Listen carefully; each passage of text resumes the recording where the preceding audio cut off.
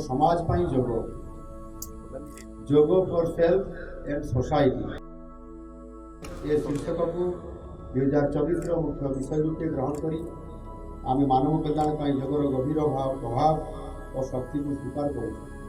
जोग को दैनंदिन जीवन में सामिल करी आम उभय व्यक्तिगत और सामूहिक स्वास्थ्य एकाग्रता सुख एकाग्रता एकता और शांतिर भावना को प्रोत्साहित करूँ।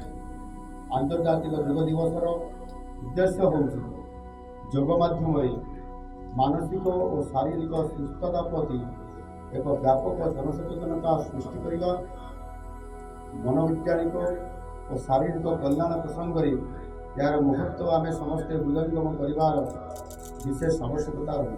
आज खुशी कथा ओडिशार प्रत्येक ब्लॉक रे प्रत्येक म्युनिसिपालिटी प्रत्येक यूएलबी रे प्रत्येक जिल्ला रे भव्य और दिव्य आकार रे वर्णाढ्य आकार रे योग दिवस पालन करा जाउची।